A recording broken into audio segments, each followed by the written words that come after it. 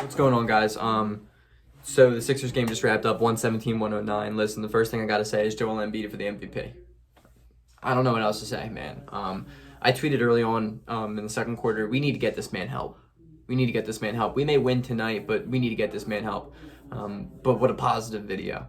That's a really good team. The Boston Celtics are a good team. Don't get me wrong. Kemba on a minutes restriction. Tatum on a day out because of, health protocol. But, man, that's a game that the Philadelphia Sixers usually tend to lose, and we didn't. And that's all thanks to Joel Embiid's 42 points. I mean, 42, 10, and 2 in 33 minutes.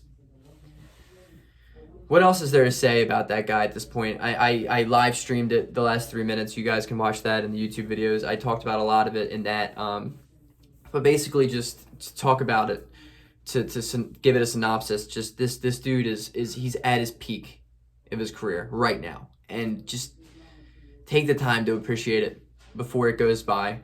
Because this dude, he's given Philadelphia everything he has. And it's games like this where you just got to look back and just honestly be grateful and be really thankful for this performance, because this is entertaining basketball. 42 and 10. Not every day do you have a guy that's going to drop 40 and 10 on prime time against a really, really good team who happen to have the best record in the East. Not every day. So Sixers fans, just do yourself a favor and sit back and just appreciate him, because like my guy Golf said in my previous live stream comment section is there used to be a day where we didn't know which guy to build around. And now look at him. Embiid is grown. It's funny. It's a tale of two cities. I said in my video is that there's Joel Embiid and Ben Simmons. Joel Embiid was the one that decided just to go 150% towards improvement. And it shows. He conditioned. He's in better shape. He's scoring better than he ever has in his career. He's doing everything better than he's done before. Everything. He's given Philadelphia everything he has. And then there's Ben Simmons, who has just learned to become comfortable. He hasn't pushed himself to shoot at all. There's no level of self-competitiveness, and it bothers me. And it's unfortunate, because that man's potential's through the roof, obviously, and it's just, I don't know. He had a terrible game tonight. 11, 8, and 8 in 33 minutes, but he was in foul trouble. He didn't get to play a lot of just important minutes. Shake Milton stepped up in his absence, because he always does. Shake Milton always steps up. That dude's been, honestly, the second most reliable guy on this team this year. Don't get me wrong, Tobias Harris had a good game. He had 22 points in 40 minutes, was it? He played well. And Boston played really well, man. Kemba had a good game. Not as much second half, but he had a really good first half. Daniel Tice had a good game all around. I mean, he had 5 fouls, I think he finished with, but he had 19 points. He wasn't missing. He was just shooting well. Boston's going to be a tough team if Tice can shoot like that. Jaylen Brown had a good first half. Honestly, man, defensively in the second half is the reason why we won this game. They had 60-something points in the first half. I think it was 61. I could be wrong. But they ended out with 109. And Boston's a really good offensive team. Really good offensive team. Even without Tatum, they're still a really good offensive team. And I'm here for it. That's a tough game to win. You know what's crazy? I'm literally just looking at it now. Maxey didn't score a single point in 21 minutes. He didn't play the fourth quarter, which I thought was strange. I thought that was weird. I don't know. Howard had 10 rebounds in 15 minutes. Pretty impressive. He had a good game. But, man, it's just Embiid. We got to get the guy some help. I don't know how, but I would love to get rid of Ben Simmons right now. I really would.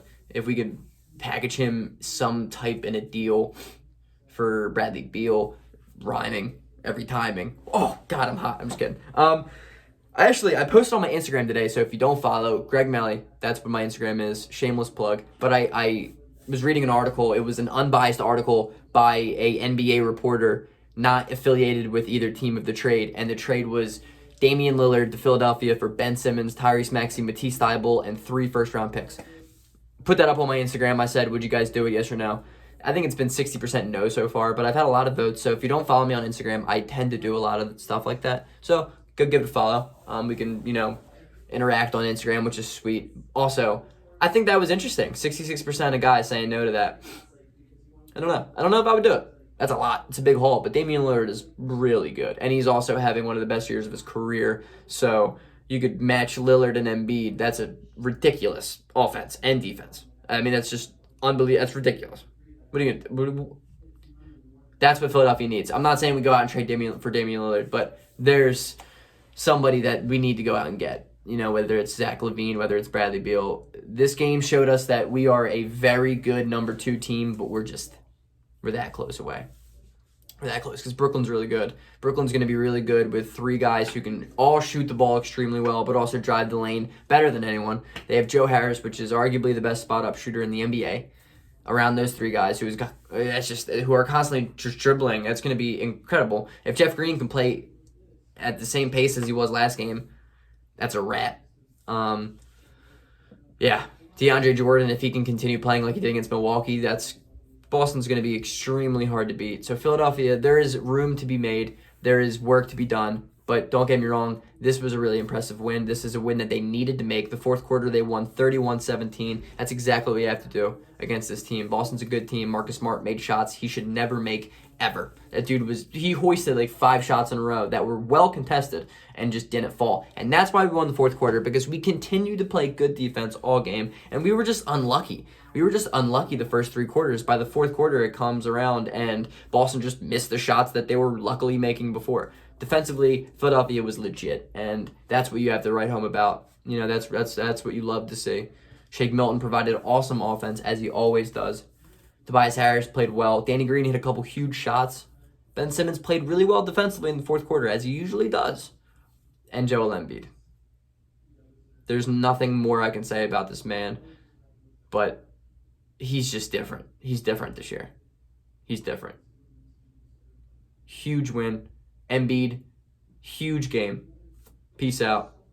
Go Sixers.